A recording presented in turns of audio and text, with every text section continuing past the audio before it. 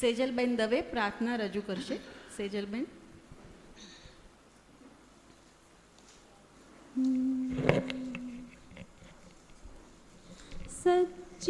સચ્ચિદાનંદ રૂપાય વિશ્વોત્પત્યાદિહેતવે તાપત્રય વિનાશાય શ્રી કૃષ્ણાય વયં નમઃ.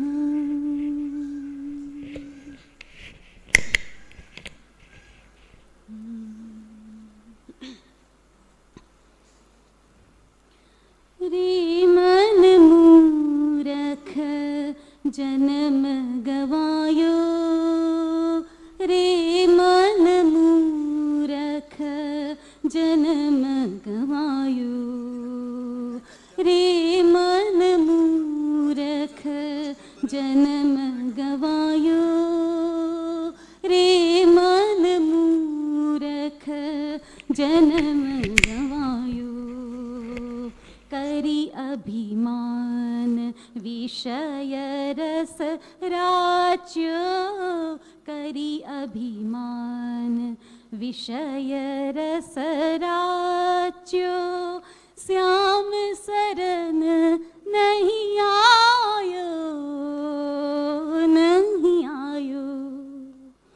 રે મન મૂરખ જન્મ ગવાયો, રે મન મૂરખ જન્મ ગવાયો. यह संसार फूल से मर को, यह संसार फूल से मर को, सुंदर देखिल भायो, चाखन लाग्यो रुई गई उड़ी, चाखन लाग्यो रुई गई उड़ी, हाथ कछु नहीं आयो, नहीं आयो. रे मन मूरख जन्म गवायो, रे मन मूरख जन्म गवायो.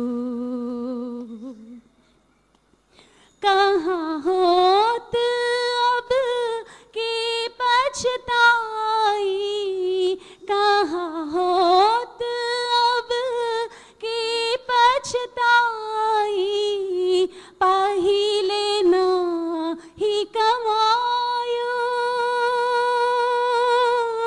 कहत सूर भगवंत भजन बिनु, कहत सूर भगवंत भजन बिनु, सिर धुनि धुनि पछितायो, पछितायो. रे मन मूरख जन्म गवायो, रे मन मूरख जन्म गवायो. करी अभिमान विषय रस राच्यो, करी अभिमान विषय रस राच्यो, श्याम शरण नहीं आयो, नहीं आयो. रे मन मूरख जन्म गवायो, रे मन मूरख जन्म गवायो, रे मन मूरख जन्म गवायो.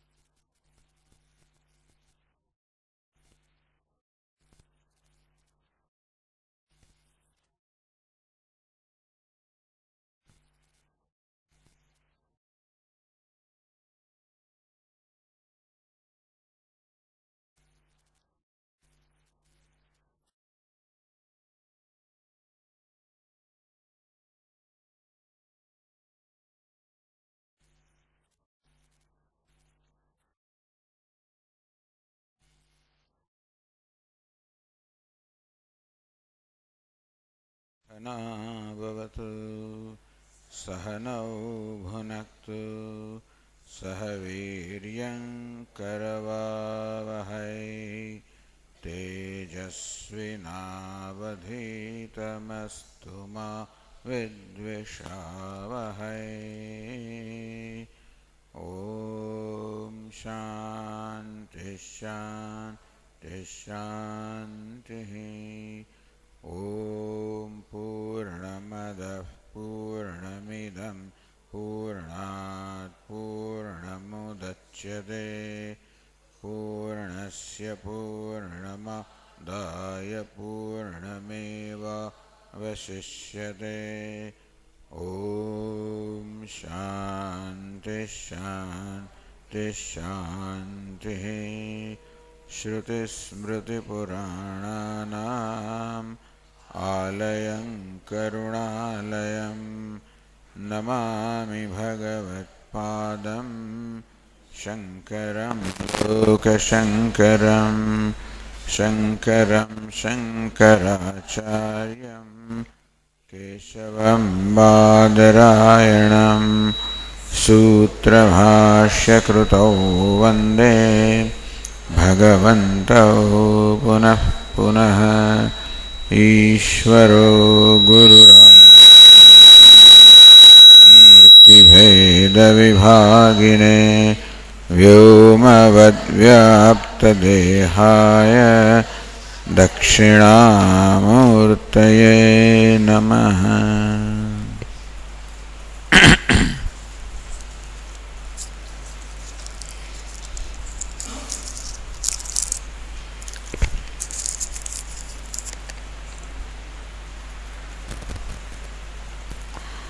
गई काले प्रसाद बुद्धिनी वात करवामां आवी।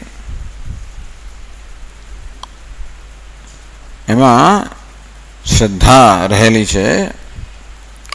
प्रसाद बुद्धि एटले ईश्वर जे कई आपणी समक्ष संजोगोना रूपमां धरे छे, संजोगो घटनाओ व्यक्तिओ वस्तुओ सतत आपणी समक्ष आवती होय छे, एनुं नाम ज जीवन। जे कि आपणे समक्ष आवे छे ए ईश्वरनो प्रसाद छे, कारण के ईश्वर कर्मफलदाता छे, कर्मफलनुं दान करे छे, कर्मफल प्रदान करे छे। जे कि आपणी समक्ष आवे छे ए आपणा कोई कर्मनुं परिणाम छे, ए आपणा ईश्वर छे। माटे सतत ईश्वर ज सर्व संजोग रचतो होय छे, आपणी समक्ष धरतो होय छे। गईकाले ए पण चर्चा करी कि करवा पाछळ पण ईश्वरनी कृपा ज रहेली छे। ईश्वर सुहृद छे, शुभेच्छक छे। अने તેથી કદાચ આપણા જીવનમાં વારંવાર દુઃખ પણ આવતું હોય, પીડા પણ આવતી હોય, પછી ભક્ત છે તો દુઃખને પણ પીડાને પણ ઈશ્વરના પ્રસાદ રૂપે જ દેખ જોતો હોય છે કે ભગવાન મને ઘડી રહ્યો છે, મને સજા નથી કરી રહ્યો, મને ઘડી રહ્યો છે। આમ બધો બોજ દૂર થઈ જાય। જ્યારે વસ્તુ આપણને અણગમતી હોય, આપણું ધાર્યું ન થાય, આપણી ઈચ્છા પ્રમાણે ન થાય તો આપણા મનમાં એક આવેગ જન્મતો હોય છે, ક્રોધ જન્મતો હોય, રોષ જન્મતો હોય। હું પરિસ્થિતિનો વિરોધ કરતા હોઉં છું। બસ આ વિરોધ કહો, રોષ, ક્રોધ જે આપણી સમક્ષ આપણા મનમાં ઉપસ્થિત થાય, જ્યારે પરિસ્થિતિ પ્રતિકૂળ હોય ત્યારે મનમાં આ જે આવેગો જન્મે છે એ જ બોજ છે ને। મનુષ્ય કયા પ્રકારના બોજથી પીડાઈ રહ્યો છે, આ બધા આવેગોનો જ બોજ છે। આ આવેગો ઈશ્વરને ચરણે ધરવાનું નામ શરણાગતિ। એને ચરણે કેવી રીતે રહ્યા? જે કંઈ પ્રાપ્ત થાય એ ઈશ્વરનો પ્રસાદ છે। અને પ્રસાદને તો શ્રદ્ધાપૂર્વક આદરપૂર્વક સ્વીકારવાનો હોય। આમ તો કહે છે પ્રસાદસ્તુ પ્રસન્નતા, પ્રસાદનો અર્થ પ્રસન્નતા થાય છે। પણ કદાચ પ્રતિકૂળ સંજોગોને આપણે પ્રસન્નતાથી સ્વીકારવા તો અઘરા છે, હજી અઘરા છે। પરંતુ આપણે એનાથી નિરાશ નહીં થઈ જઈએ, પણ એમ નહીં લાગે કે આપણને અન્યાય થઈ રહ્યો છે, એમ નહીં લાગે આપણે તિરસ્કાર થઈ રહ્યો છે. આપણું ધારું જ્યારે ન થાય ત્યારે વારંવાર આપણે એમ લાગે કે આપણને અન્યાય થઈ રહ્યો છે, આપણો તિરસ્કાર થઈ રહ્યો છે. અન્યાયની લાગણી, તિરસ્કારની લાગણી ન જન્મે જો ઈશ્વરને આપણે સદા સમક્ષ રાખીએ. આમ જે કંઈ મારી સમક્ષ ઉપસ્થિત થાય છે એ ઈશ્વરનો પ્રસાદ છે. એને અનુકૂળ અને પ્રતિકૂળ એ પ્રકારની છાપ તો આપણે લગાવતા હોઈએ છીએ.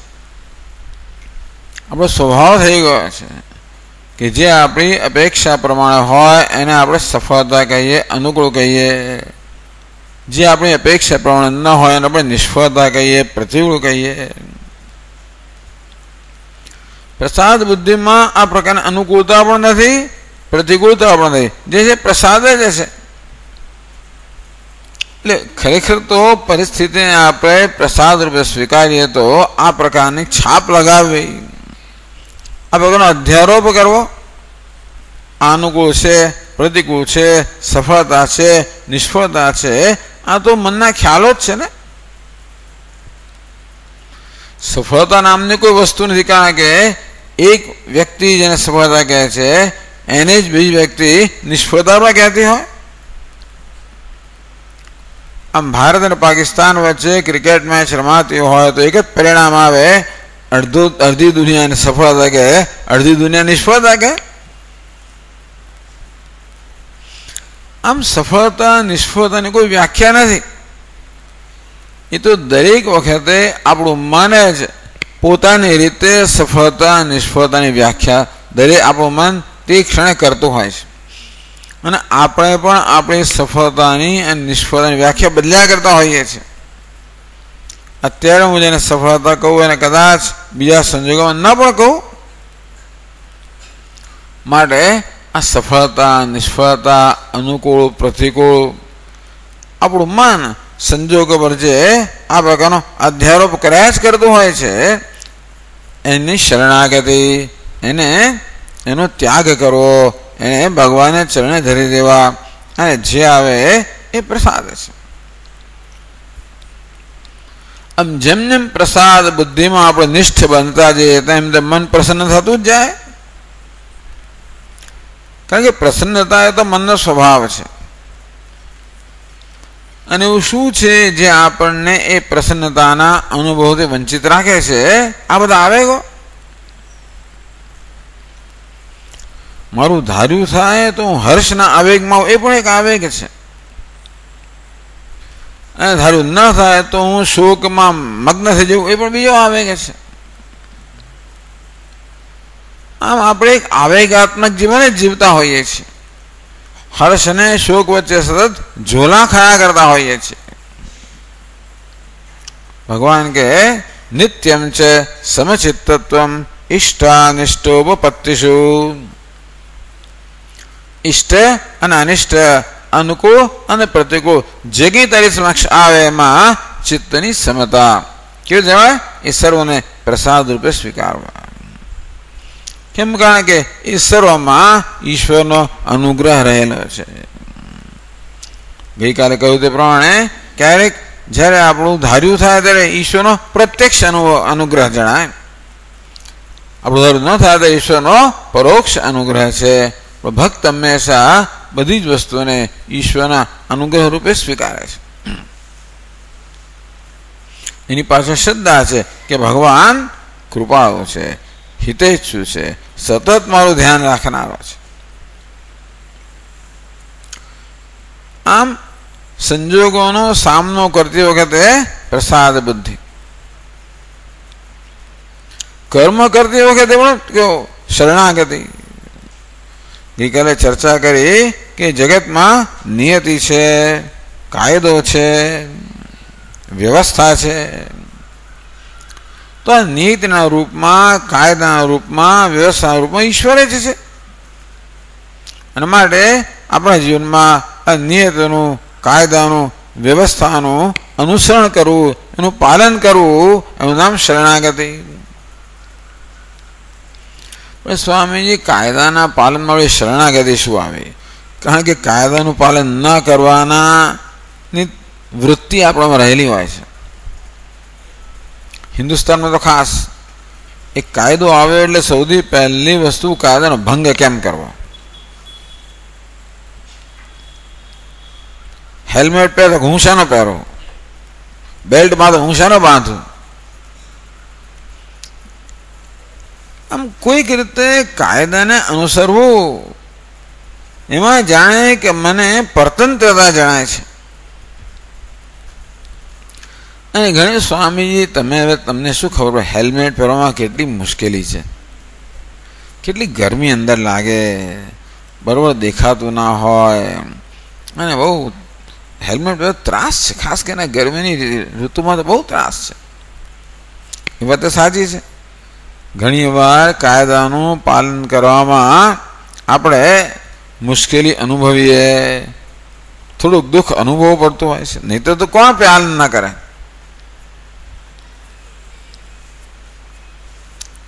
એટલે કાયદાનું પાલન કરવું. સ્વામી જીવનમાં કાયદો એટલે શું? ભગવાન કહે નિયતમ કુરુ કર્મત્વમ, તું જેનો નિયત થયો છે એ કર્મ કર, નિયતિ પ્રમાણે કર્મ કર. કાયદા પ્રમાણે તું વર્ત. તો જીવનમાં શું કાયદો છે?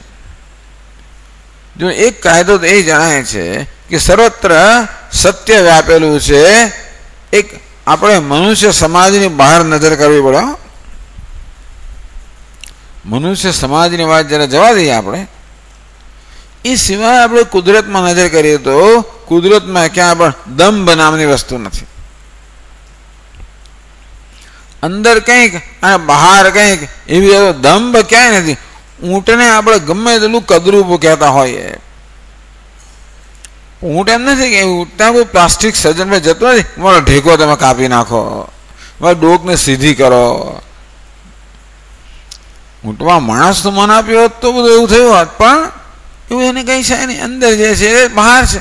ટૂંકમાં પોતે જેવા છે તેવા જ પોતાને વ્યક્ત કરવામાં કોઈ શરમ કે સંકોચ નથી, કોઈ દંભ નથી. દરેક વસ્તુ પોતાના સ્વભાવ અનુસાર વર્તે છે. આમ દરેક વસ્તુ ધર્મનું પાલન કરે છે, કાયદાનું પાલન કરે છે. અગ્નિ દેવતાને કહેવામાં આવ્યું કે ભાઈ તારે બળવું અને પ્રકાશિત કરવું, તો કે હું કરીશ. સૂર્ય દેવતાને કહેવામાં આવ્યું તું જગતને પ્રકાશિત કર, તો કે હું કરીશ. પૃથ્વીને કહેવામાં આવ્યું તું બધાને ધારણ કર, બધાનો બોજ સહન કર, બધાનો તિરસ્કાર સહન કર. ગમે તેટલી લાતો મારો પૃથ્વીને, ગમે તેટલું ખોદકામ કરો, ગમે તેટલો ત્રાસ ઉપજાવો, પણ એ બધું સહન કરે છે. આ મનુષ્ય સિવાય જગતમાં જે કંઈ સર્જન છે એ બધા જ ભગવાને સર્જેલા નિયમોનું પાલન કરે છે. એકમાત્ર મનુષ્યને જ ભગવાને સ્વતંત્ર બુદ્ધિ આપી છે, અને તેથી કાયદાનો ભંગ કરવાની સ્વતંત્રતા એક મનુષ્યને આપી છે ભગવાને. તેથી જો જીવનમાં કે જગતમાં કોઈ કાયદાનો ભંગ કરી શકે તો એકમાત્ર મનુષ્ય જ છે. તો સ્વામીજી ભગવાને શું કરવા મનુષ્યને આવી સ્વતંત્રતા આપી છે એમ કરીને આપણે ભગવાનને તકલીફમાં મૂકીએ છીએ. એ બિચારો ક્ષીરસાગરમાં ઊંઘતો હોય આરામથી, તે જઈને જગાડીએ છે ને. પૃથ્વી ગાયનું રૂપ લઈને બ્રહ્માજી પાસે જાય, બધા દેવતાઓ જાય અને ભગવાનને પ્રાર્થના કરી અને જગાડે કે ભગવાન તો મહેરબાની કરીને પૃથ્વી પર અવતરો અને આ બધો પાપનો બોજ દૂર કરો. આ પાપ શું વસ્તુ છે? બસ કાયદાનો ભંગ કરવો એવું નામ પાપ, આ કાયદાનું અનુસરણ કરવું નામ પુણ્ય. તો જગતમાં જે નિયતિ છે, જે નિયમ છે, જે વ્યવસ્થા છે, જે સંવાદિતા છે એને અનુસરવું. જગતમાં ક્યાંય દંભ નથી તો મારામાં પણ દંભ ના હોય. જગતમાં દરેક વસ્તુમાં સત્ય પ્રામાણિકતાથી વર્તે છે, સત્યતાથી વર્તે છે, એ પ્રકાર મારે વર્તો. જગતમાં ક્યાંય કોઈ બિનજરૂરી હિંસા થતી નથી. આમ એવું કહેવાય કે જીવો જીવસ્ય જીવનમ, અર્થાત એક જીવ બીજા જીવ પર આધારિત છે, અને એમ જોવા જઈએ તો હિંસા થતી એમ જણાય છે, તો માત્ર પોતાની જરૂરિયાત પૂરતી છે. કોઈ જીવ બીજા જીવની હિંસા પોતાની જરૂરિયાત કરતા વધારે કરતો નથી. પેલા વાઘને એમ ના થાય કે ચાલો આજે જે મળે બધાનો ખતવાચ કરી નાખવું, એમ કરીને જે તૈયાર, એવું નથી થતું. પેટ ભરાઈ જાય એટલે બેસી જાય શાંત, જતો રહે. ઘણી વાર તો આપણી પાસે થઈને પસાર થઈને જતો રહે એવું બને. જો તમે ગભરાઈને ભાગી ના જાઓ તો એ જતો રહે. બિનજરૂરી હિંસા તો માત્ર મનુષ્ય જ કરે છે ને. એને જ આ બધા રિવોલ્વર ને પિસ્તોલો ને આ બધું ઉત્પન્ન કરનાર એ જ છે ને. બીજા કોઈ શસ્ત્રો અસ્ત્રો ઉત્પન્ન કર્યા છે નથી કર્યા. આમ બીજા હિંસા કરવી, બીજા પર દાદાગીરી કરવી, બીજાને દાબમાં રાખવો, બીજાનું શોષણ કરવું, બીજાનો લાભ લેવો, આ પ્રકારની વૃત્તિ તો મનુષ્યમાં જ છે. બીજાના હક પર તરાપ મારવી, આ બધી વૃત્તિઓ માત્ર મનુષ્યમાં છે. આનું નામ જ હિંસા. આ બધો બોજ છે. કદાચ આવી હિંસા કરવાના કારણે આપણને કશુંક તાત્કાલિક લાભ થતો હશે. જૂઠું બોલવાને કારણે પણ આપણને કશુંક તાત્કાલિક લાભ થતો હશે. નહીં થતો એમ નહીં, તો કોઈ ના બોલાય. જૂઠું બોલવાથી કશો લાભ ન થતો તો કોઈ ના બોલે. ક્યારે કોઈ લાભ થતો હોય કે ગેરલાભ અટકતો હોય, એમાંથી એક વસ્તુ. એટલે આ કાયદાનું પાલન કરવું સહેલું નથી. પેલા હિંસા કરવાના આવેગને આપણે કાબુમાં ન રાખીએ, આપણા ક્રોધને, આપણા દ્વેષને કાબુમાં ન રાખીએ તો અહિંસાનું પાલન ન થાય. આપણા લોભને કાબુમાં ન રાખીએ તો પ્રામાણિકતાનું, સત્યનું પાલન ન થાય. આમ અહિંસા, સત્ય, અસ્થેય, બ્રહ્મચર્ય, અપરિગ્રહ, અમાનિત્વમ, અદંભિત્વમ, અહિંસા, શાંતિ, આર્જવમ, આવા જે બધા મૂલ્યો ભગવદ્ ગીતામાં ભગવાન શીખવે છે, એ બધાની પાછળ એક મુખ્ય પ્રયોજન એ છે કે આપણા જે સ્વાભાવિક આવેગો છે એ આવેગો પર એ આવેગોને આપણે કાબુમાં રાખવા પડે. અને કાબુમાં જેમ રાખતા જઈએ તેમ ધીમે ધીમે ક્ષીણ થતા જાય. આપણો મનનો બોજ દૂર થતો જાય. આપણે ખૂબ બોજ લઈને જન્મ્યા છે. આ બધા આવેગો જ બોજ છે, એ આપણને ત્રાસ આપે છે. આમ ક્રોધ છે, દ્વેષ છે, આ બધું મને જ રંજાડે છે, મારા મનની શાંતિનો ભંગ કરે છે,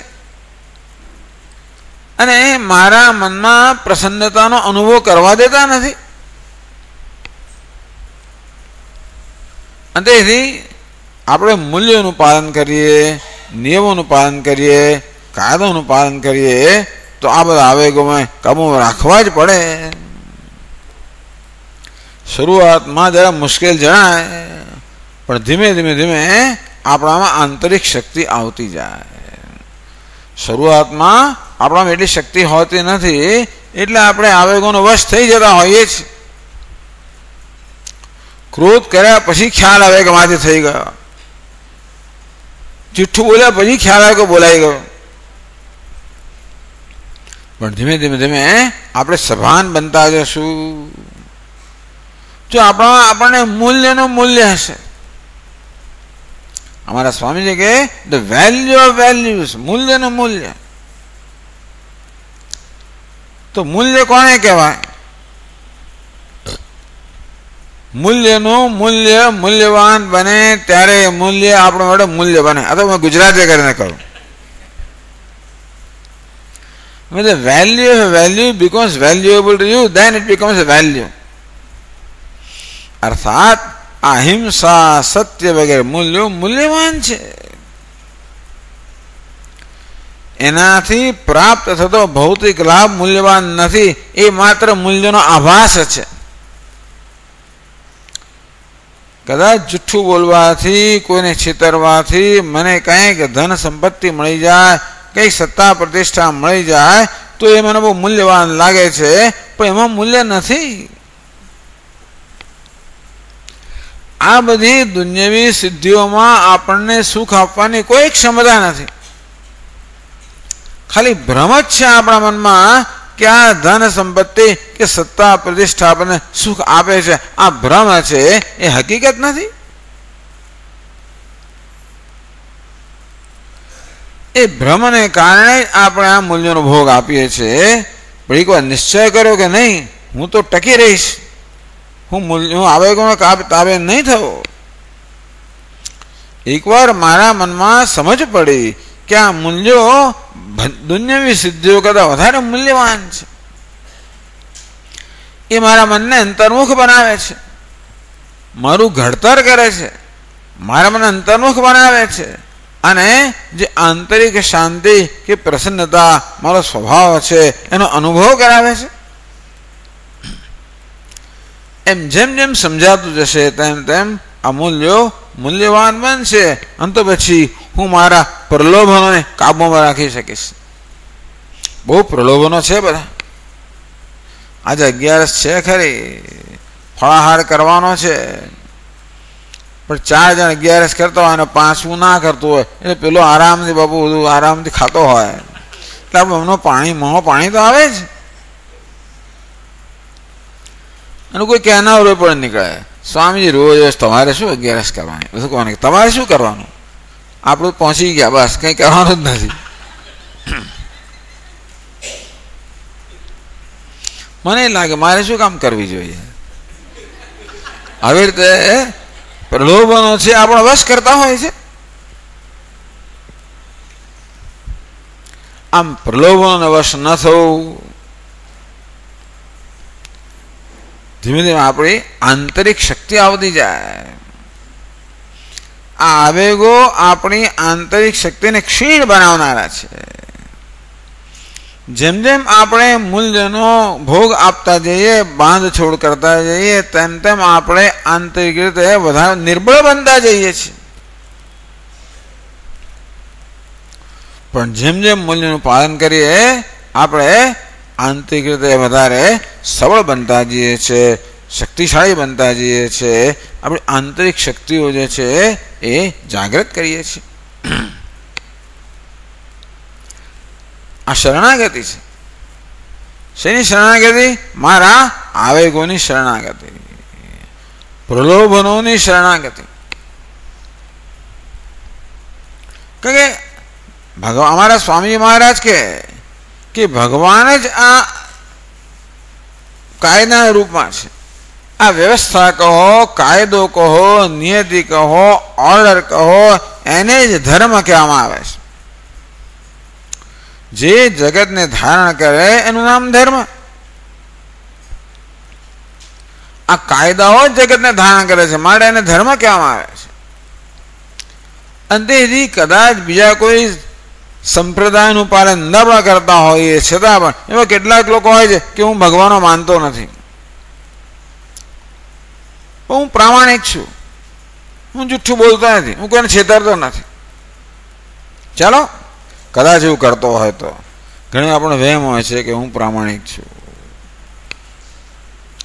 કારણ શું છે, આપણે જ્યાં સુધી ભગવદ્ ગીતા ન શીખીએ ત્યાં સુધી પ્રામાણિકતા કોને કહેવાય એ આપણને ખબર નથી આવતી. આપણે અણજાણપણે કેટલી ચોરી કરીએ છીએ એની ખબર નથી આવતી. ભગવદ્ ગીતામાં એક જગ્યાએ ભગવાન કહે છે, તૈર દત્તા ન પ્રદાયેભ્ય યો ભુંક્તે સ્તેન એવ સહ. ભગવાન કહે કે તું જો, તું કેટલો બધો દુનિયાનો લાભ લઈ રહ્યો છે, આ સૂર્ય તને પ્રકાશ આપે છે, ચંદ્ર તને શીતળતા આપે છે, પૃથ્વી તને અન્ન આપે છે, આ જળ તારી તરસ छिपाવે છે, આ બધા તત્વો સતત તારી સેવા કરી રહ્યા છે. જગતમાં એક સતત પરોપકાર, એક સરસ સંવાદિતા, એક સૂર ચાલી રહ્યો છે. એક જગતમાં એક સૂર છે કે નદીઓ પરોપકાર માટે વહે છે, વૃક્ષો પરોપકાર માટે ફળ આપે છે, સૂર્ય પરોપકાર માટે પ્રકાશ આપે છે, સર્વત્ર પરોપકાર છે. અને એ પરોપકારનો તું સતત લાભ લઈ રહ્યો છે. હવે લાભ લીધા કરવો અને એના બદલામાં કશું પાછું ન આપવું, આમ નામ ચોરી. ભગવાન ચોરી કહેવાય. તૈર દત્તાન એભ્ય અપ્રદાય. આ કુદરત છે ને, કુદરતના બધા તત્વો તો સતત તને પ્રદાન કરતા જ રહે છે. આ કુદરત, જગત એક વ્યવસ્થા છે અને વ્યવસ્થાનો તું સતત લાભ લઈ રહ્યો છે. એ લાભ લીધા જ કરવો અને એના બદલામાં કશું પણ તમારે વળતો ઉપકાર ન કરવો, એનું નામ ચોરી છે. આમ આપણે રસ્તાઓ સરસ સરસ બને છે, અમદાવાદ કેવા સરસ રસ્તાઓનો ઉપયોગ કરવો, નર્મદાનું પાણી ઘર સુધી આવ્યું એનો ઉપયોગ કરવો, આ બધો લાભ લ્યો અને ટેક્સ ન ભરવો. હંમેશા સરકારને છે ને ટેક્સ આપી દઈએ. આમ લાભ લેવો અને વળતો ઉપકાર ન કરવો, એનું નામ છે ચોરી. હવે પેલાને શું ખબર કે આવી ચોરી તું કહી રહ્યો છો? એ કહે કે હું પ્રામાણિક છું. એટલે પ્રામાણિકતા કોને કહેવાય એ પણ આપણે જાણવું જોઈએ.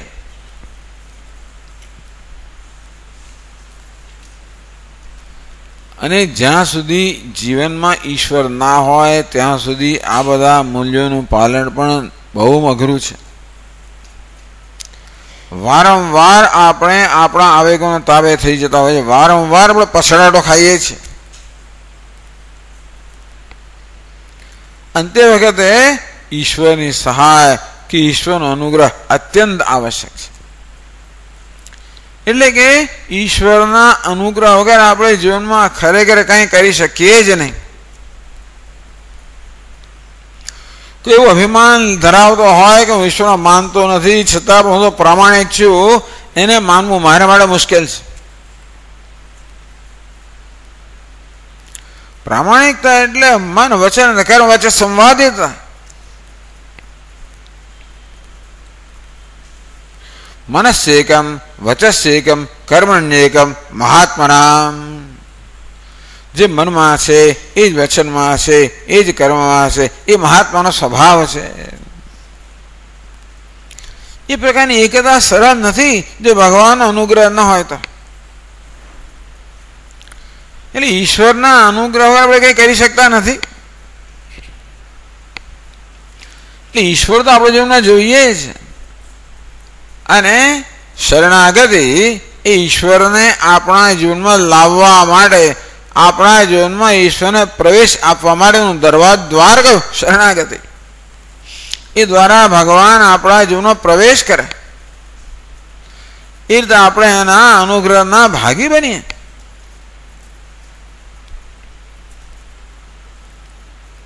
આમ પ્રસાદ બુદ્ધિ એ શરણાગતિનો એક પ્રકાર છે. અને ધર્મનું પાલન, મૂલ્યોનું પાલન એ શરણાગતિની બીજી કક્ષા છે. એમ કરતા કરતા શું થાય? એક તો સમજવાનું, આ સાથે સાથે જીવનમાં પ્રાર્થના તો હોવી જ જોઈએ, કારણ કે સતત ઈશ્વરના અનુગ્રહની આવશ્યકતા રહેશે જ. ભગવાનની પ્રાર્થના તો જોઈએ છે. એટલે જ ભગવદ્ ગીતામાં છેલ્લા શ્લોકમાં કહ્યું, યત્ર યોગેશ્વર કૃષ્ણ યત્ર પાર્થો ધનુર્ધર. જ્યાં યોગેશ્વર કૃષ્ણ હોય અને ધનુર્ધર પાર્થ હોય. યોગેશ્વર કૃષ્ણ એટલે ભગવાનની કૃપા, ભગવાનનો અનુગ્રહ. અને 5 ધનોધર્મ એટલે આપણો પ્રયત્ન, બે વસ્તુ સાથે હોવી જોઈએ. આપણો પ્રયત્ન અને ઈશ્વરનો અનુગ્રહ, તો સફળતા મળે. પ્રારબ્ધ અને પુરુષાર્થ.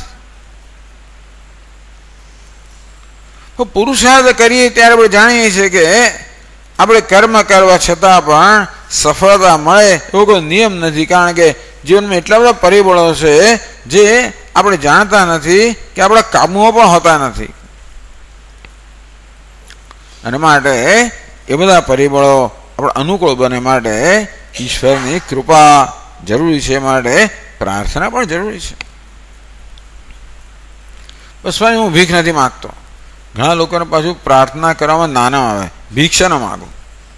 તો તું કરે છે શું? પણ ભીખ માગવા છે બીજું શું કરે છે? દરેક ઈચ્છાની પાછળ ભીખ રહેલી જ છે ને. આપણા મનમાં એક પછી એક ઈચ્છાઓ જન્મથી જાય. ઈચ્છા શું વસ્તુ છે? ભીખ જ છે ને. મને આ જોઈએ છે, મને આ જોઈએ છે, મને આ જોઈએ છે. અને તારી ઈચ્છાઓ કોણ પૂરી કરી રહ્યું છે? હું પૂરી કર્યો સ્વામીજી. મારા પુરુષાર્થથી આ મેં બધું બાંધેલું છે, મારા પુરુષાર્થે આ બધું મેં સર્જેલું છે. તું કોને પુરુષાર્થ કહે છે? મારી બુદ્ધિ, મારી શક્તિ, મારી તાકાત, મારી આવડત, મારી કુશળતા. તને બુદ્ધિ કોણે આપી? આવડત કોણે આપી? કુશળતા કોણે આપી? આ તો તને આપવામાં આવ્યું ને. તું જન્મ્યો ત્યારે કશું નહોતું તારી પાસે. આ બધું તે જેમ જેમ તારો ઉછેર થતો ગયો તેમ આ બધું પ્રાપ્ત કરતો ગયો. એ તને આપવામાં આવ્યું છે એવું નથી. અરે અમારા સ્વામી મહારાજ કે ભાઈ આપણી વ્યક્તિગત સંપત્તિ નામની વસ્તુ જ નથી, જે છે બધું આપવામાં જ આવેલું છે. આ દેહ પણ ઈશ્વરની ભેટ છે.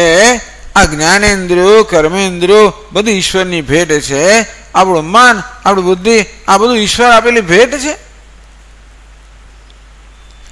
ભગવાન આપણને જ્ઞાન શક્તિ આપી, ઈચ્છા શક્તિ આપી, ક્રિયા શક્તિ આપી. બુદ્ધિ દ્વારા આપણે નવું જ્ઞાન પ્રાપ્ત કરી શકીએ, મનમાં નવા સંકલ્પ કરી શકીએ, સર્જન કરી શકીએ, હાથ પગ વાણીથી નવા કર્મ કરી શકીએ. આ બધું આપનાર તો ભગવાન. એનો ઉપયોગ કરીને ત્યાં સર્જવું ભલે સારું કર્યું, પરંતુ આ બધું સર્જન કરવા માટે જે કઈ સામગ્રીની જરૂર છે એ બધી સામગ્રી આપણા તો ઈશ્વર જ છે ને. એટલે અમારા સ્વામીજી કે ઘણા લોકો આઈ એમ સેલ્ફ મેડ મેન. અંગ્રેજીમાં કહેવાય સેલ્ફ મેડ મેન એટલે શું કે મેં જાતે આ બધું સિદ્ધ કર્યું છે. એટલે પણ you are made by whom? તું સેલ્ફ મેડ, તે તારી જાતને બનાવે. સેલ્ફ મેડ એટલે મેં જાતે મારું સર્જન કરી. ના, આમ આપણા જીવન પર વિચાર કરીએ ત્યારે ઈશ્વરની કૃપા કેવી રીતે આપણા જીવનમાં સતત વ્યાપ્ત છે એ આપણે જોઈ શકીએ. અને તરત આપણું મસ્તક નીચે નમી જાય આભારથી, કૃતજ્ઞતાથી. ભજનમાં કૃતજ્ઞતા હોવી જોઈએ. કૃતજ્ઞતા કોને કહેવાય? કોઈએ આપણા પર ઉપકાર કર્યો હોય એની નોંધ લેવી. કૃતજ્ઞ કૃતમ જાનાતી કૃતજ્ઞ.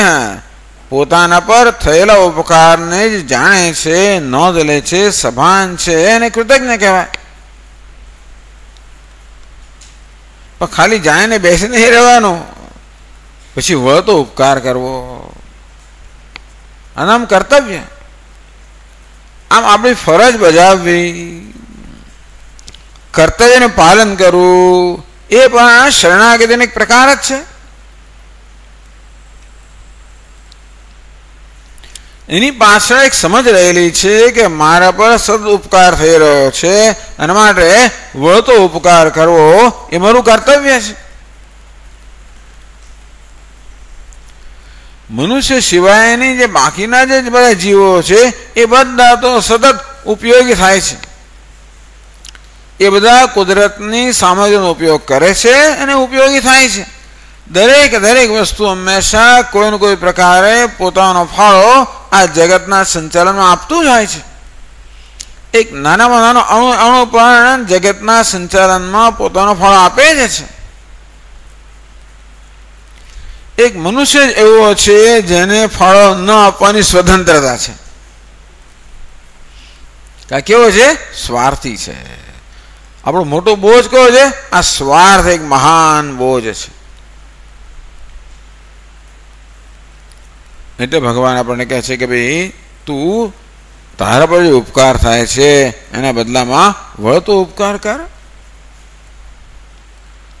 તું કર્મ કર, એની પાછળ વળી પાછી ઉપકારની અથવા તો વળતરની અપેક્ષા ના રાખીશ.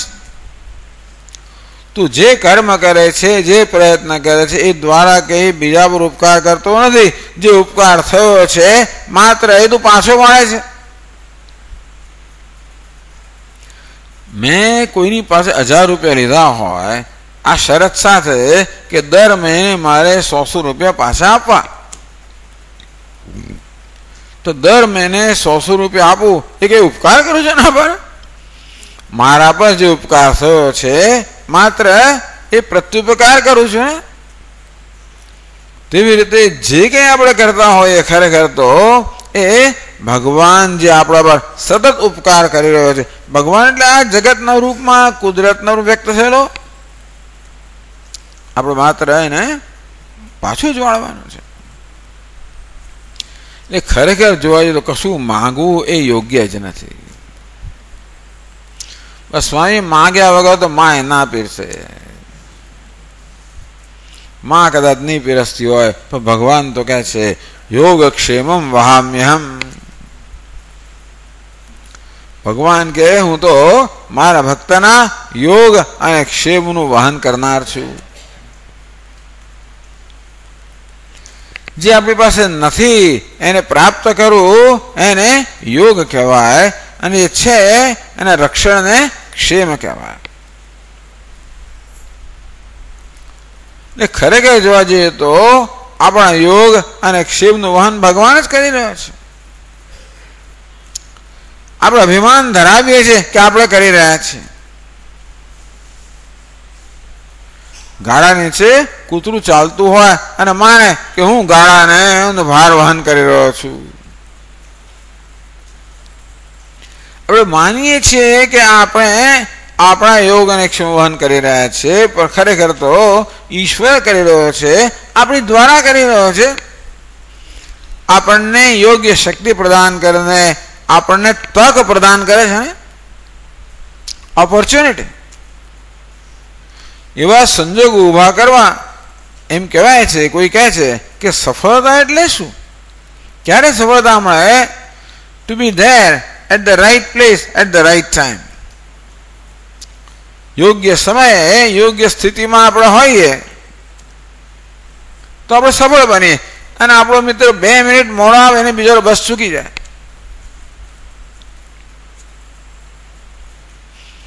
એટલે સફળતા વિશે વિચાર કરી સર્વમાં ઈશ્વરનો અનુગ્રહ છે.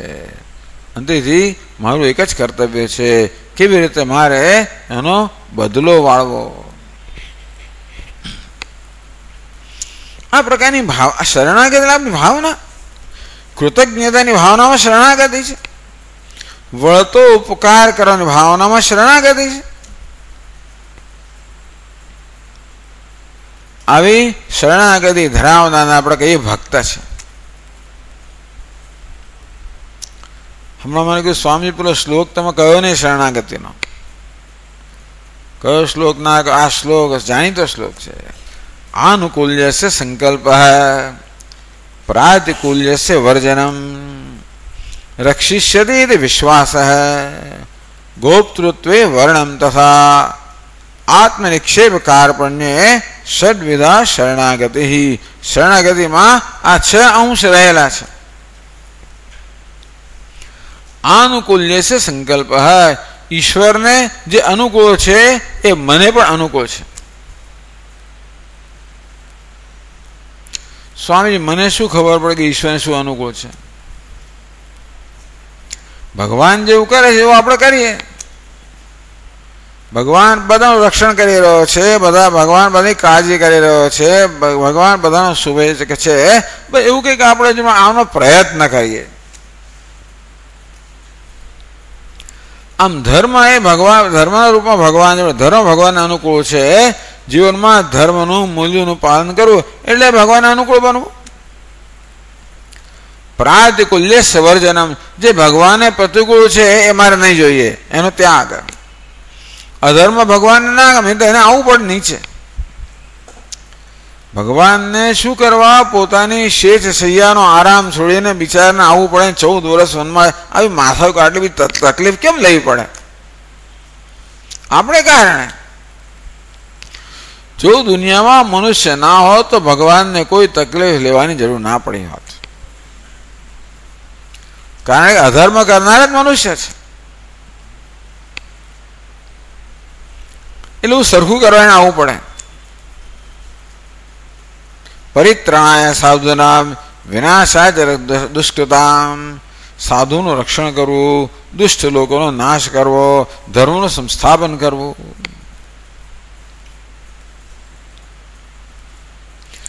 પ્રાતિકૂલ્ય સવર્જનમ, ભગવાનને હું તકલીફ નહીં આપો, હવે ભગવાનને બોજરૂપ નહીં થો, ભગવાનને ટેન્શન નહીં કરાવો.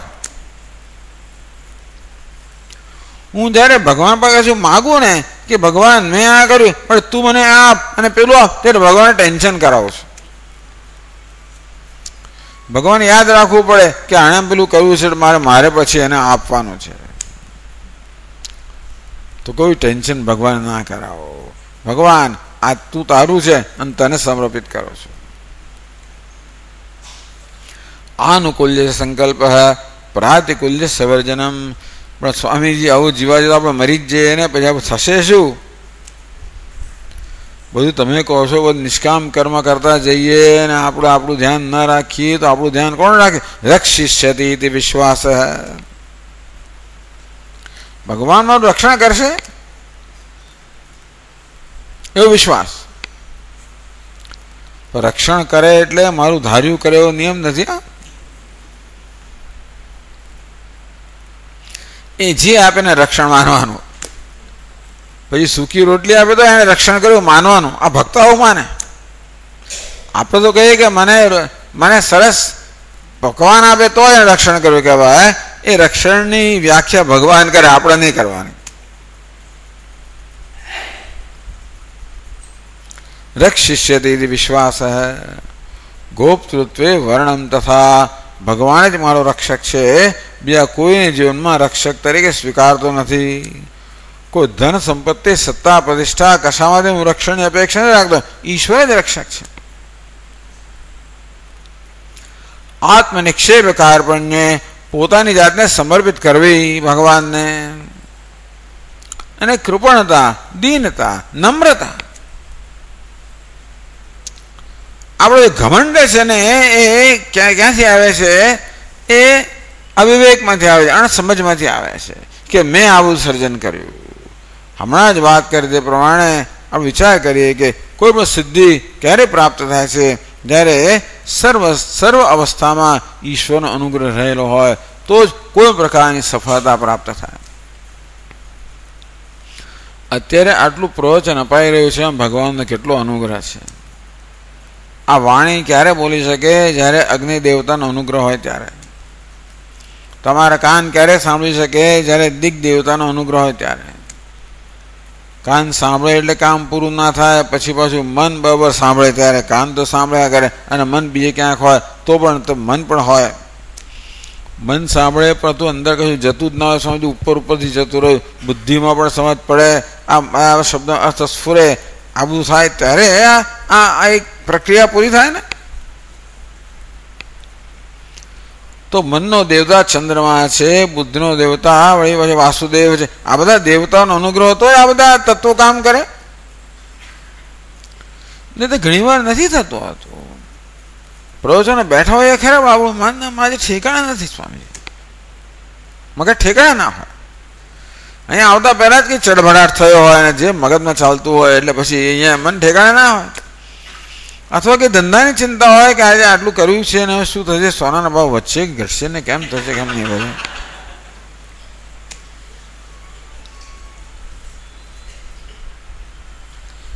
એટલે આપણે અહીંયા બેઠા છીએ અને આપણું મગજ પણ સાથે બેઠેલું એ બહુ મોટી વસ્તુ છે.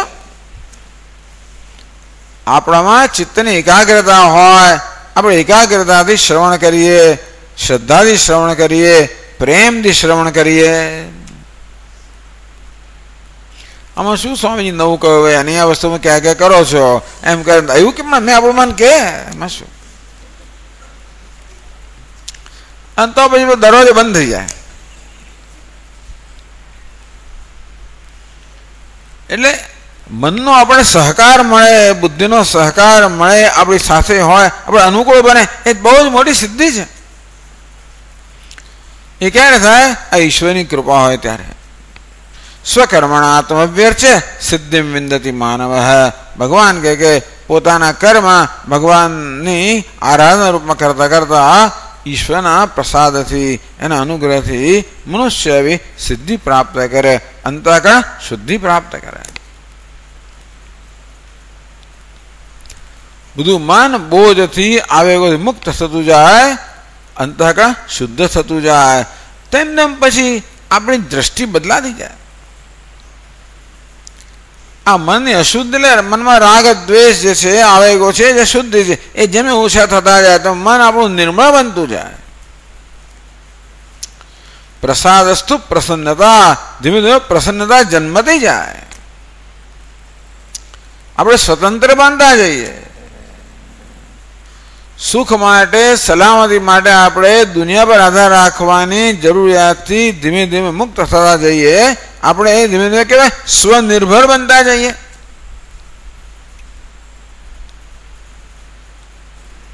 સ્વનિર્ભર,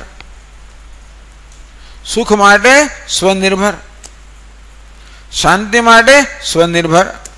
બે કશાનો આધાર લેવાની જરૂર ના પડે કે સિનેમા જોઉં તો જ મને સુખ મળે, અમુક જગ્યાએ જો તો શાંતિ મળે, એવી કોઈ જરૂરિયાત મુક્ત થઈ જાય. મુક્ત થતા જઈએ તો શું થાય? આગળ શરણાગતિ આવે. આ પ્રસાદ બુદ્ધિ પહેલી કક્ષાની શરણાગતિ કહી. ધર્મનું મૂલ્યોનું પાલન કરવું બીજી કક્ષાની શરણાગતિ કહી. ધીમે ધીમે આપણા જે ઈચ્છાઓ જન્મે છે ને, આ ઈચ્છાઓ શું પ્રદર્શિત કરે છે? એ અજ્ઞાન પ્રદર્શિત કરે છે. ઈચ્છા જન્મે છે માંથી આપણે અંદર એક અધૂરપમાંથી જન્મે, ઊંડાપની લાગણીમાંથી જન્મે. જેમને મારામાં અસંતોષ વધારે હોય તેમ તેમ ઈચ્છાઓ વધારે હોય અને વધારે તીવ્ર હોય. આમ તો જેમ જેમ આપણું મન નિર્મળ થતું જાય તેમ તેમ આંતરિક પ્રસન્નતા જન્મતી જાય, તેમ તેમ ઈચ્છાઓનો બોજ ઓછો થતો જ જાય. લાગણીના સ્તરે પણ આપણે મુક્ત થતા જઈએ.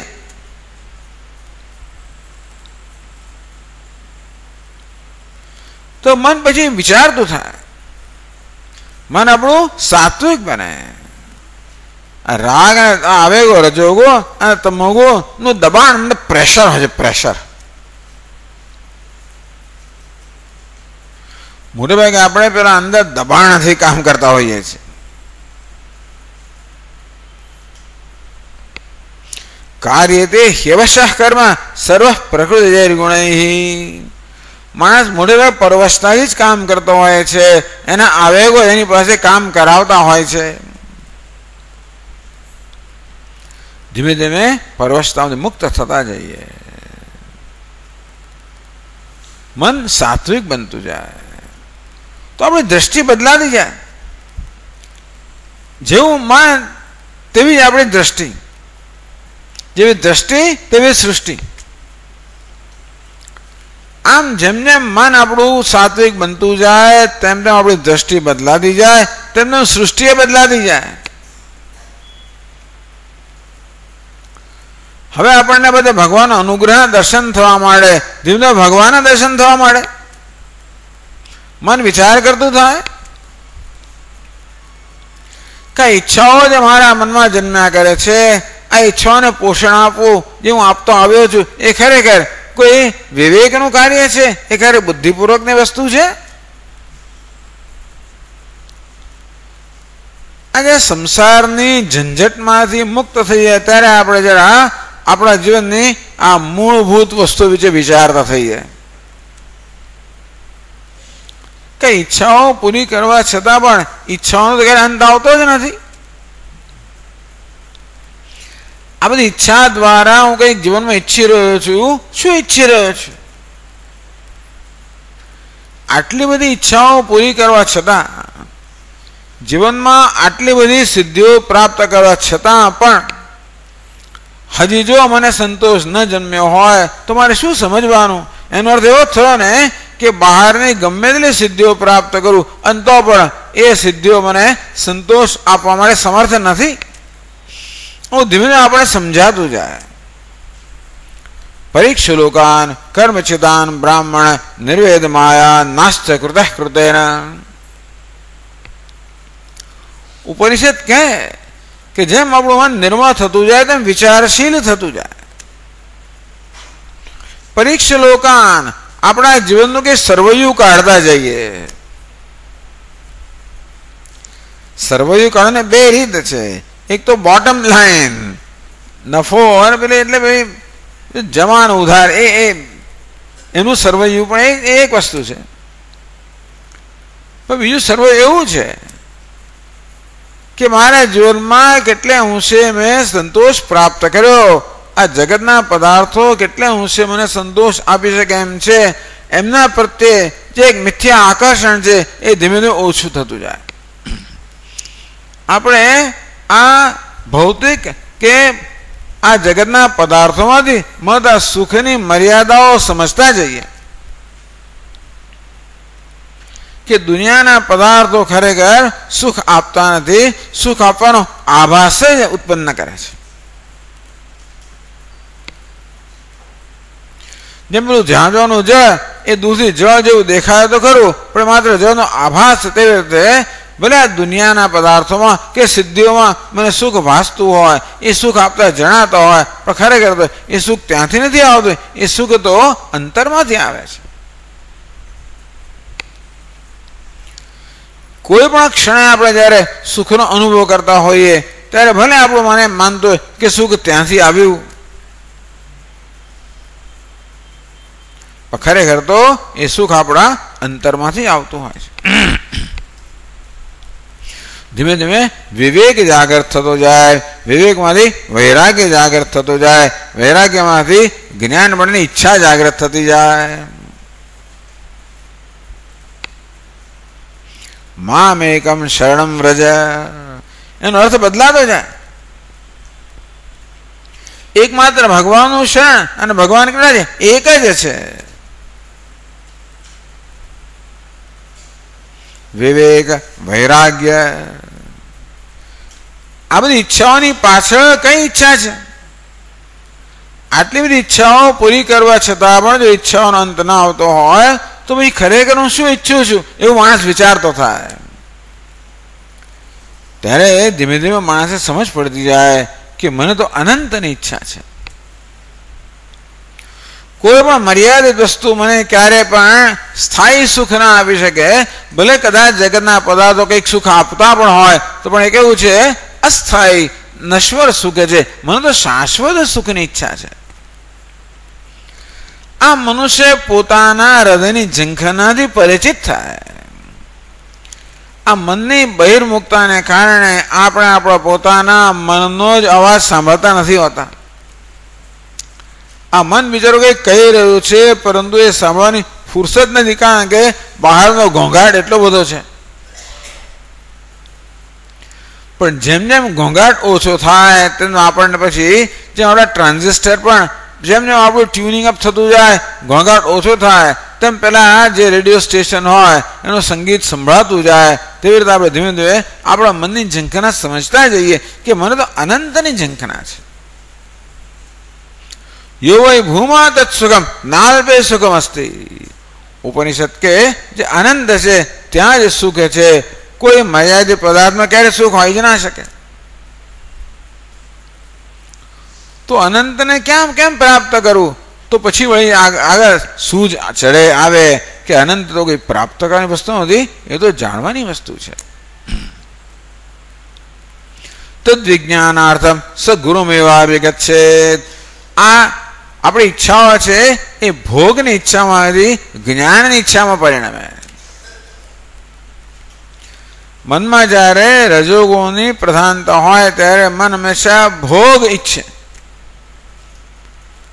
પરંતુ શરણાગતિને કારણે, પ્રસાદ બુદ્ધિને કારણે, જીવનમાં કાયદાનું પાલન કરવાને કારણે, ધર્મને કારણે, કર્તવ્યને કારણે, પ્રાર્થનાને કારણે જેમ જેમ મન નિર્મળ બનતું જાય, સાત્વિક બનતું જાય, ત્યાં ભોગની ઈચ્છામાંથી જ્ઞાનની ઈચ્છા જન્મે. હવે આ જગતના પદાર્થોમાં જે પ્રેમ છે એને બદલે ઈશ્વરમાં પ્રેમ જન્મે, શાસ્ત્રમાં પ્રેમ જન્મે, જ્ઞાનમાં પ્રેમ જન્મે.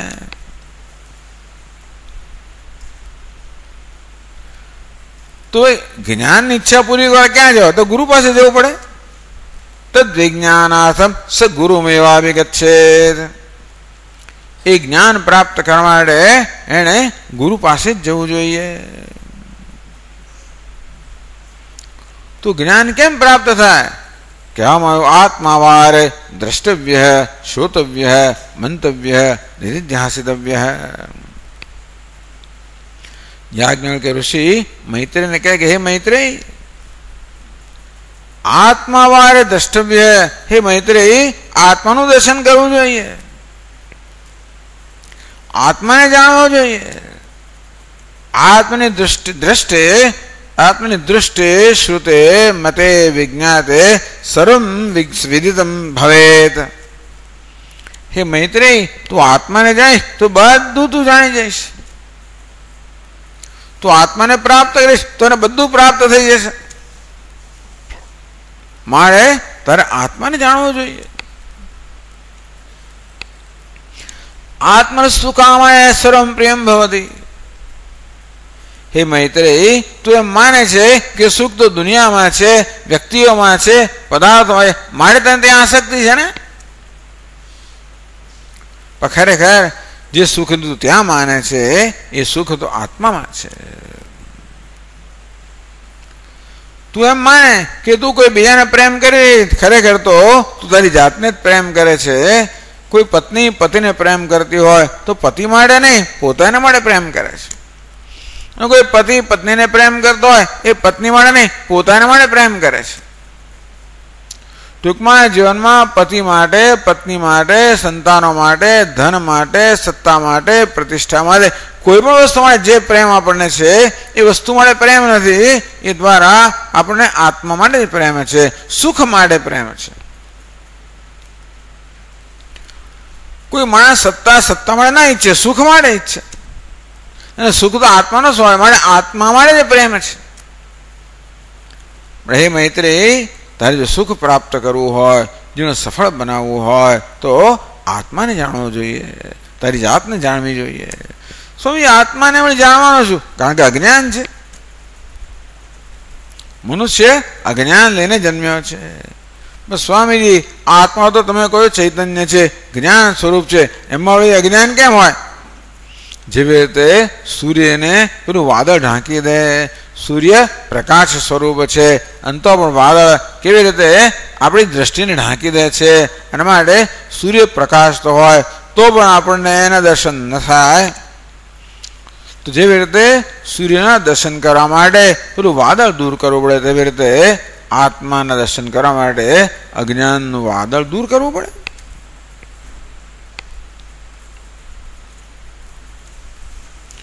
કેવી રીતે? જ્ઞાન દ્વારા. જ્ઞાન કેમ પ્રાપ્ત કરવું? શ્રોતવ્ય, મંતવ્ય, નિધિધ્યાસિતવ્ય. આત્માનું શ્રવણ કરવું જોઈએ. ક્યાંથી? ગુરુ મુખેથી. એ શ્રવણ એમને ના થાય. તદ્વિધિ પ્રણિપાતેન પરિપ્રશ્નેન સેવયા.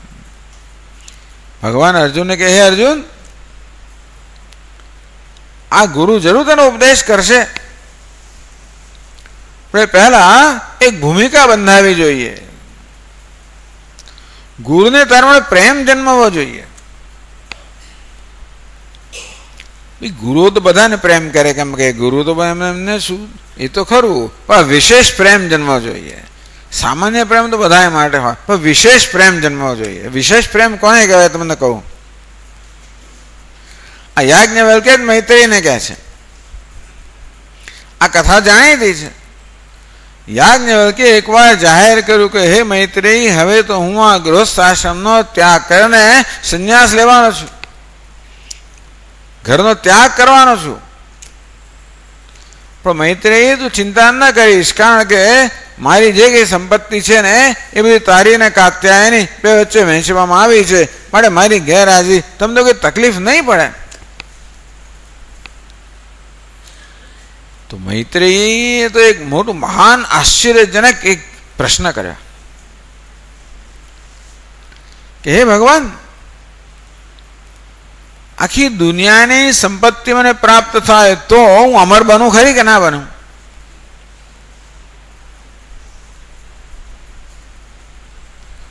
યાજ્ઞવલ્ક્ય કે ભાઈ, એ તો ના બને.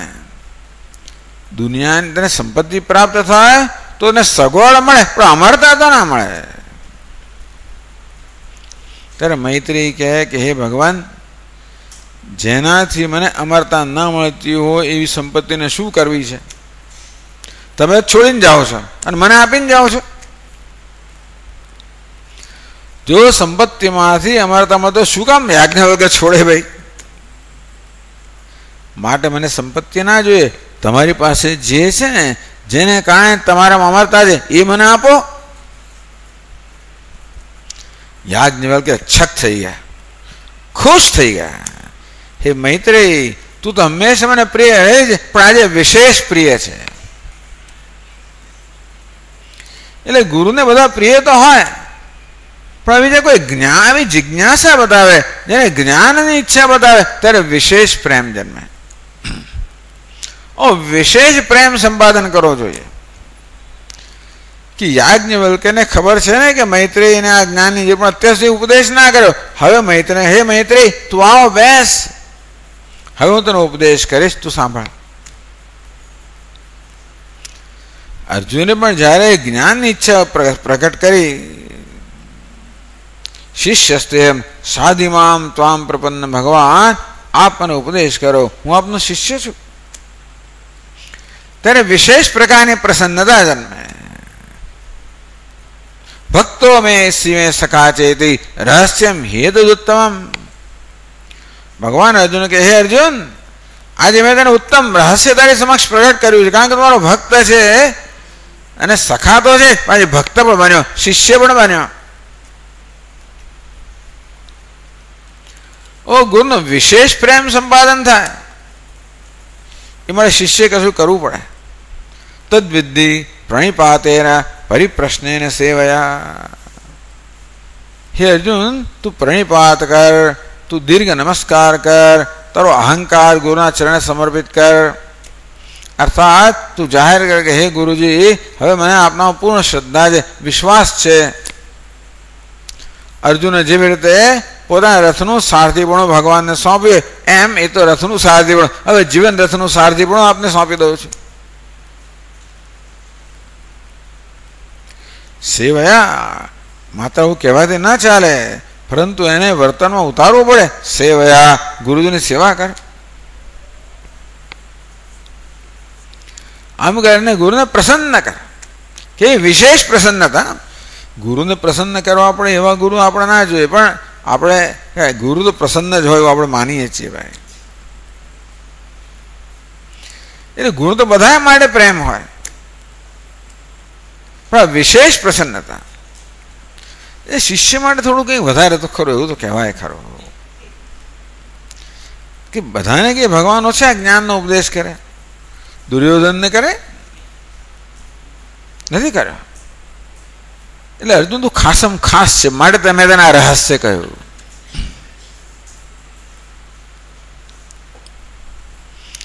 એવું રહસ્ય આ ગુરુઓ પોતાના શિષ્યો સમક્ષ પ્રગટ કરતા હોય. એ માટે શિષ્ય ગુરુનો વિશેષ પ્રેમ પ્રાપ્ત કર્યો હોય, ઊંધું હૃદય જીતી લીધું હોય. ઉપદેક્ષન્તે તે જ્ઞાનમ જ્ઞાનિનઃ તત્વદર્શિનઃ. તો હે અર્જુન, આ જ્ઞાની અને તત્વદર્શી મહાપુરુષો તને જરૂર એ જ્ઞાનનો ઉપદેશ કરશે. આ શરણાગતિ. કોને શરણાગતિ? ઈશ્વરને, પણ ગુરુ દ્વારા. આ ગુરુ છે ને એ તો આપણે ઈશ્વર વચ્ચેની એક કડી છે. ટેલિફોન છે. ટેલિફોન શું છે? આપણી ને સામેની પાર્ટી, એની વચ્ચે ની એક કડી છે ને જોડનાર. ટેલિફોન પોતે કઈ ના કહે, જ્યારે કહેવામાં આવે ટેલિફોન અહીંયા આપણે સંભળાવે. આપણે કહીએ ટેલિફોન પર પોતાનું ઉમેરીને કહેતો હોય તો જરા મુશ્કેલ પડી જાય. ટેલિફોન તો સામેની પાર્ટી છે કે એ જ આપણે સંભળાવે. આપણે કહીએ એ જ પેલાને સંભળાવે. તેમ ગુરુ પણ એવું જ કરે. શાસ્ત્રો કહેતા હોય એ આપણે સંભળાવે. હા, ટેલિફોન સારો હોય તો એનો અવાજ જરા સારો આવે. જેવું ટેલિફોન આપણા ચિત્ર જોવા મળે માં જરા એનો ધ્વનિ વધારે સારો હોય, એવું તો હોય. એવું તો ગુરુ કરે, પણ મૂળ એની જ વસ્તુ આપણને આપે. ઉપદેક્ષન્તે તે જ્ઞાનમ જ્ઞાનિનઃ તત્વદર્શિનઃ. સર્વધર્માન પરિત્યજ્ય મામ એકમ શરણમ વ્રજ. બધા ધર્મ એટલે બાકી બધું છોડ. હવે બધા કર્મને છોડી દે, બધી પ્રવૃત્તિ છોડી દે. હવે પહેલા શરણાગતિ હતી એ નિવૃત્તિ લક્ષણ શરણાગતિ, પ્રવૃત્તિ લક્ષણ શરણાગતિ. હવે કેવી આવે? નિવૃત્તિ લક્ષણ શરણાગતિ. આ શરણાગતિની બે કક્ષાઓ થઈ, પ્રવૃત્તિ લક્ષણ, નિવૃત્તિ લક્ષણ. પ્રવૃત્તિ એટલે કર્મયોગ કહો, ભક્તિયોગ કહો. નિવૃત્તિ એટલે જ્ઞાન યોગ. શરણાગતિ છે. શ્રોતવ્ય, મંતવ્ય, નિધિધ્યાસિતવ્ય. ગુરુજના મુખેથી શાસ્ત્રનું શ્રવણ કરો. ગુરુ શું કહે? ગુરુજીને કહેવાની એક જ વસ્તુ છે, તત્વમસી, તું બ્રહ્મ છે. અમારા સ્વામીજી કે જો ભાઈ, આજે હું તમને કહું, ત્રીજા દિવસે કે આજે જે કહું છું ને એ 2.5 વર્ષ પછી પણ એ જ કહેવાનું છે, બીજું કંઈ કહેવાનું નથી. એકની એક જ વસ્તુ રોજ રોજ કહ્યા કરે, તું બ્રહ્મ છે, સર્વ બ્રહ્મ છે, જે કાંઈ છે બ્રહ્મ છે, સર્વમ ખલુ ઇદમ બ્રહ્મ, જે કાંઈ છે બ્રહ્મ છે. મામ એકમ શરણમ વ્રજ, જે કાંઈ છે એક પરમાત્મા જ છે, એ સિવાય કાંઈ જ નથી. મત્તઃ પરતરમ નાન્ય કિંચિદ અસ્તિ ધનંજય. ભગવાન કે હે ધનંજય, મારા સિવાય કંઈ જ નથી, હું જ છું. આ જીવ નામની કોઈ વસ્તુ નથી, જગત નામની વસ્તુ નથી, એક જ છે, ઈશ્વર પરમાત્મા જ છે, બીજું કંઈ નથી. એકમ શરણમ વ્રજ. આ ઐક્ય દ્વારા શરણાગતિ છે. આ છેલ્લી શરણાગતિ, જેમાં શિષ્ય પોતાની જાતને સમર્પિત કરે છે. આના માટે હંમેશા આપણે બલિરાજાની પ્રસિદ્ધ કથા, બહુ સુંદર કથા છે. ભગવાને બલિરાજા પાસે 3 પગલા જમીનની માગણી કરી, પછી ફરી ગયા એટલે ટૂંકમાં માગણી કરી ત્યારે આટલા હતા, અને જ્યારે પગલા ભર્યા ત્યારે વિરાટ સ્વરૂપ થઈ ગયા. એ તો સારું છે કે ભાઈ બલિરાજાએ કે વાંધો ના ઉઠાવ્યો કે મહારાજ આપણો કોન્ટ્રાક્ટ આપણો આવો નહોતો. 3 પગલા આપવાનો જે કોન્ટ્રાક્ટ હતો ને એ કોને હતો? તો વામન ને હતો. 3 પગલા ભરનાર કોણ છે? વિરાટ. ના ના, હું ના આપું એવું ના બોલ્યો, પણ એ બહુ મોટો ભક્ત હતો. અને ભગવાને પણ એક પગલામાં આખું જગતમાં આપેલું. અર્થાત બલિરાજાએ જે કે સત્કર્મ કર્યા હશે, જેને કારણે આ લોકમાં જે કે સુખ પ્રાપ્ત થવાનું એ બધું ભગવાને લઈ લીધું. બીજા પગલામાં પરલોકમાં આપી લીધું. અર્થાત બલિરાજે જે બીજા કર્મ કર્યા છે જેને કારણે પરલોકનું સુખ પ્રાપ્ત થવાનું એ બધું પણ લઈ લીધું. એવું હોય તો પેલો બલિરાજ એ બાજુ જાય, એમ મન ક્યારે જાય? બ્રહ્મલોકમાં સ્વર્ગલોકમાં ક્યારે જાય? જ્યારે આપણી પાસે હોય ત્યારે બધું છીનવી લીધું. એટલે બલિરાજા પાસે હવે આ લોક અને પરલોકમાં સુખનું કોઈ સાધન જ ના રહે. બલિરાજાએ જે કંઈ સંપાદન કરેલું પુણ્ય કર્મ એ બધું ભગવાને ઝૂંટવી લીધું, ખૂંચવી લીધું. હજી ત્રીજું પગલું બાકી રહ્યું. અને પછી ભગવાન બલિરાજ દબડાવે છે કે ત્યાં તો 3 પગલાં આપવાનું મને વચન આપેલું, ત્રીજું પગલું ક્યાં મૂકું? અત્યંત નમ્રતા સાથે બલિરાજ કે ભગવાન આપ મારા મસ્તક પર મૂકો. આ એક જગ્યા બાકી રહી ગઈ છે, હજી આ અહંકાર બાકી રહી ગયો છે, એના પર મૂકો. કોઈ પ્રકારની દયા વગર. આમ ભગવાન દયાળુ કહેવાય પણ બહુ ક્રૂર હતો, ઝૂંટવી લેવામાં ક્રૂરતા. અને ત્રીજું પગલું મસ્તક પર મૂકીને પેલાને ક્યાં ને ક્યાં રસા તમે ચાંપી દીધું છેક. આમ બલિરાજ હારી ગયો કે જીતી ગયો? હારી પણ ગયો અને જીતી પણ ગયો. બ્રહ્માજી ભગવાન પછી ભગવાન આ તો કઈ જાતનો ન્યાય છે?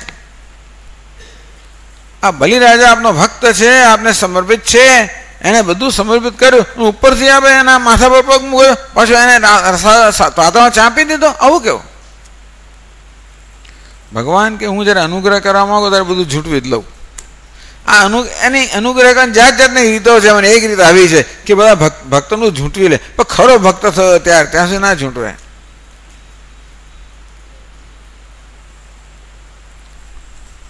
એટલે બલિરાજાએ છેવટે પોતાનું સમર્પણ કર્યું. યેન ત્યજસી તત્ ત્યજ. મહાભારત કહેવામાં આવ્યું કે જેના વડે ત્યાગ કરે છે એનો ત્યાગ કર. ત્યાગ કરનારનો ત્યાગ આ શરણાગતિની પરાકાષ્ઠા. કચ્છ નામનો એક હતો મુમુક્ષુ, એને ખબર હતી કે ત્યાગ કરવાથી જ મોક્ષ પ્રાપ્ત થાય. બધું છોડી દીધું, અંતે મોક્ષ પ્રાપ્ત ના થયો. પિતા પાસે ગયો. પિતા કહે જો ભાઈ બધો ત્યાગ કર, તે ધર્મમ અધર્મમ છે. ઉભય સત્યાનૃતે તેજ. તું ધર્મને છોડ, અધર્મને છોડ, સત્યને છોડ, જૂઠાણને છોડ.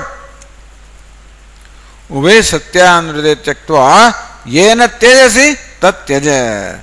આ સાચું અને ખોટું બધો વ્યવહાર બધું છોડીને જેના વડે ત્યાગ કરે છે એ ત્યાગ કરનારનો ત્યાગ કર. આ બલિરાજાએ ત્યાગ કરનારનો ત્યાગ કર્યો. આ છે મામેકમ શરણમ વ્રજ. બલિરાજા રહ્યો જ નહીં. પછી કોણ રહ્યું? માત્ર ભગવાન જ રહ્યા. એકમ શરણમ વ્રજ. એકમ નો એ છે કે ઐક્યતયા શરણમ વ્રજ. વાસ્તવમાં ઐક્ય. હે અર્જુન, તું હું જુદા નથી. આ નર નારાયણ કે જુદા નથી. ઉપનિષદ સમજાવે કે એક વૃક્ષની 2 ડાળ પર 2 પક્ષીઓ રહેલા છે. દ્વા સુપર્ણા સયુજા સખાયા સમાન વૃક્ષમ પરિશસ્વ જાતે. એક જ વૃક્ષ પર 2 સમાન જણાતા પક્ષીઓ છે. તયો અન્ય પીપલમ સ્વાદવત્તી. એક પક્ષી છે એ તો જુદા પ્રકારના ફળનો સ્વાદ લીધા કરે છે. અનશન અન્ય અભિચાકશીતી. બીજું પક્ષી છે એ માત્ર જોયા જ કરે છે. એ કંઈ આ ખાવા પીવામાં ભાગ લેતો નથી. એ અભોગતા છે, અકર્તા છે. પેલો ભોગતા છે, કરતા છે. પેલો જીવ છે, આ ઈશ્વર છે. આમ પહેલી નજરે એમ લાગે કે જીવ અને ઈશ્વર 2 જુદા પક્ષીઓ છે, પણ દ્વા સુપર્ણા સયુજા સખાયા સમાન સુંદર પાંખવાળા, સતત જોડાયેલા, સમાન ખ્યાતિ ધરાવનારા.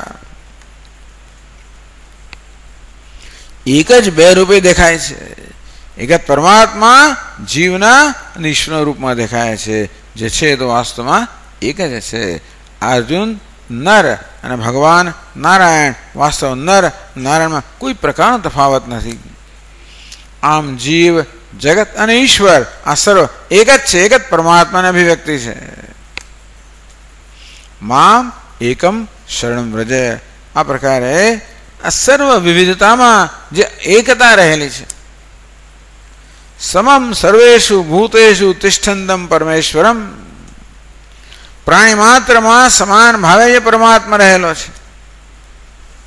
विनश्यत्सु अविनश्यन्तम, बधाए नश्वर में जे शाश्वत छे, अनेक में जे एक छे, असमान में समान छे, ये परमात्मा ने जे आत्मतया जाने छे, ए जे जाने छे। अम्माम एकम शरणम व्रज। एक मारू शरण ले एटले ऐक्यतया मारू शरण ले। शरणागति पराकाष्ठा ए छे कि वास्तव में जीव ने ईश्वर एक ज छे, तेथी जीव नामनी कोई हस्ती रहती ज नथी। दृष्टांत आपे, सरस दृष्टांत आपे छे उपनिषदनी अंदर। केवी रीते ज्यां पेला बे तो एक केम रही जाय छे। यथा नद्यः सिन्धमानाः समुद्रे अस्तम गच्छन्ति नाम रूपे विहाय। જેવી રીતે વહી રહેલી નદીઓ જ્યારે સમુદ્રને મળે છે ત્યારે એમને નામ રૂપ છોડી દે છે, નદીનો અસ્ત થઈ જાય છે। નદી જ્યારે સમુદ્રને મળે ત્યારે નદીનો અસ્ત થઈ ગયો। શાનો અસ્ત થયો? અસ્ત થાય એ વસ્તુનો જ અસ્ત થયો, માત્ર નામરૂપનો અસ્ત થયો। નદીનું વાસ્તવિક સ્વરૂપ શું છે? જળ છે, સમુદ્ર છે। હવે શું કહેવાય છે? હવે સમુદ્ર કહેવાય છે। પહેલા જે નદી કહેવાતી હતી હવે એ સમુદ્ર કહેવાય છે। અલ્પ નામ રૂપનો ત્યાગ કરવાને કારણે એને અનંત સમુદ્રની પ્રાપ્તિ થઈ। આમ બે એક ભ્રમ છે, ऐक्य એ જ માત્ર વાસ્તવિકતા છે। આ પ્રકારનો ઉપદેશ આપણને ભગવદ્ ગીતામાં પ્રાપ્ત થાય। સર્વધર્માન મામ એકમ શરણમ વ્રજ। તું તારી જાત સર્વ ધર્માન પરિત્યજ્ય। ધર્મ એટલે તારો અહંકાર, તારો રાગ, તારો દ્વેષ, તારી ઈચ્છાઓ, આ બધું બોજ છોડ। શરણમ વ્રજ, શરણાગતિ આપણે કોઈ ક્રિયા નથી, એ ખરેખર દ્રષ્ટિ જ છે। એ જ્ઞાનને શરણાગતિ કહેવાય। પ્રસાદ બુદ્ધિ જે કે એ કોઈ ક્રિયાનું નામ નથી। શું કરીએ તો પ્રસાદ બુદ્ધિ કહેવાય? પ્રસાદ બુદ્ધિ તો આપણી દ્રષ્ટિ છે ને, ભાવના છે। મારી સમક્ષ જે આવ્યું એને કઈ રીતે જોવું એ તો મારે નક્કી કરવાનું ને। આજે મારી સમક્ષ પ્રસાદ એ મારી ભાવના છે। હું ધર્મનું પાલન કરું એમાં પણ કોઈ કર્મ નથી, એ ધર્મ બુદ્ધિમાં દ્રષ્ટિ જ છે કે આ વાસ્તવ મારું કર્તવ્ય છે, આજ મારા માટે યોગ્ય છે। અને જ્ઞાનમાં કોઈ કર્મ નથી, એ પણ દ્રષ્ટિ જ છે। આમ સર્વ સ્તરમાં શરણાગતિ એ દ્રષ્ટિ જ છે, જે આપણને ધીમે ધીમે દ્વૈતમાંથી અદ્વૈત તરફ લઈ જતી હોય છે અને અદ્વૈતમાં અદ્વિતીયતામાં પરિણમતી હોય છે। મામ એકમ શરણમ વ્રજ। આ સાથે આપણે અહીંયા ચર્ચા પણ સમાપ્ત કરીએ છીએ। ઓમ। હું માનું છું કે પ્રશ્ન પૂછનારના ઉત્તરો મળી ગયા હશે અને તેથી એમને જુદા ઉત્તર આપવાની જરૂરિયાત જોતો નથી। છતાં પણ એવું લાગે તો મને વ્યક્તિગત સ્તરે મળી શકાય તો પ્રશ્નોનો સમાધાન પ્રાપ્ત થશે। ઓમ પૂર્ણમદઃ પૂર્ણમિદં પૂર્ણાત પૂર્ણમુદચ્યતે પૂર્ણસ્ય પૂર્ણમાદાય પૂર્ણમેવાવશિષ્યતે। ઓમ શાંતિ શાંતિ શાંતિ। હરિ ઓમ। શ્રી ગુરુભ્યો નમઃ। હરિ ઓમ।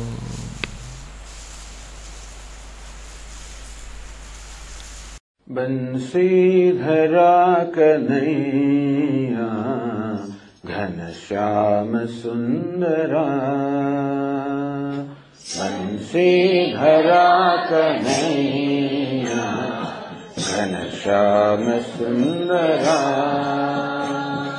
बंसीधरा कन्हैया घनश्याम सुंदरा। बंसीधरा कन्हैया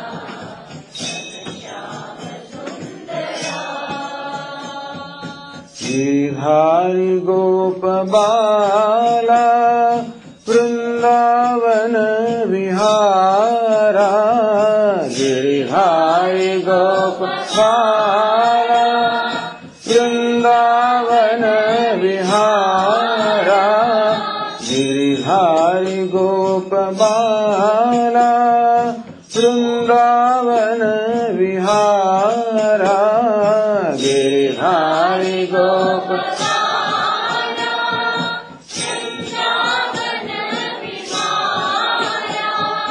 राधे गोपाल राधे गोपाल राधे गोपाल राधे राधे गोपाल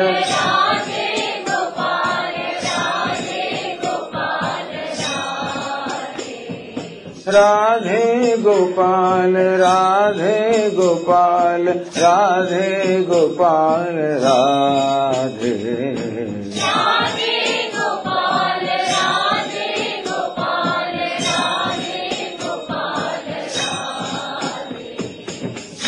श्रीधरा कन्हैया घनश्याम सुंदरा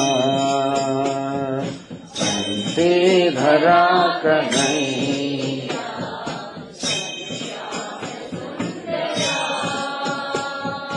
गोविंद माधवा हरे मधुसूदना मुकुंदा गोविंद माधव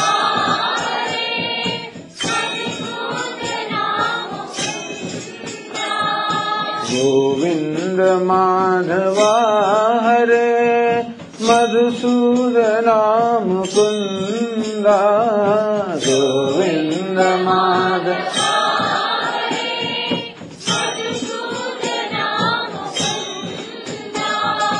राधे गोविंद राधे गोविंद राधे गोविंद राधे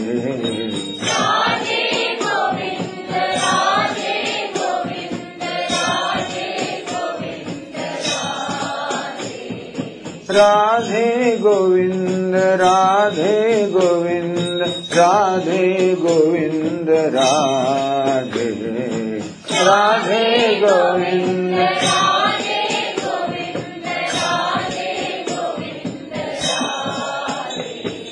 बंसीधरा कन्हैया घनश्याम सुंदरा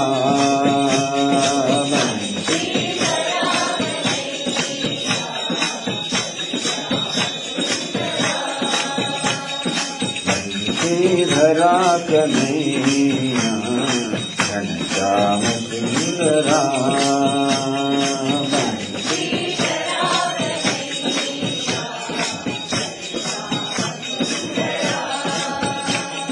गिरिधारी गोप बाला वृंदावन विहारा गिरिधारी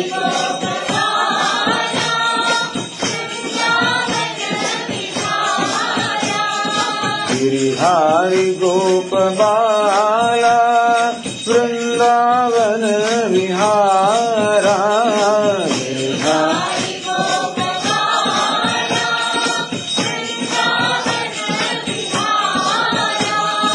राधे गोपाल राधे गोपाल राधे गोपाल राधे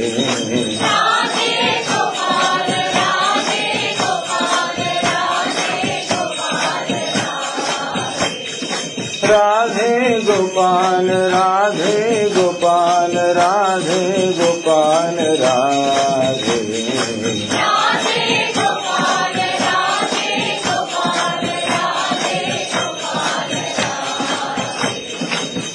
श्रीधरा कन्हैया घनश्याम सुंदरा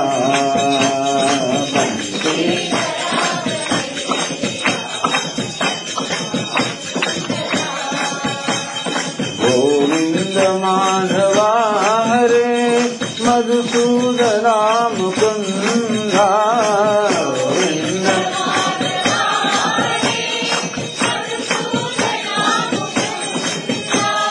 गोविंद माधवा हरे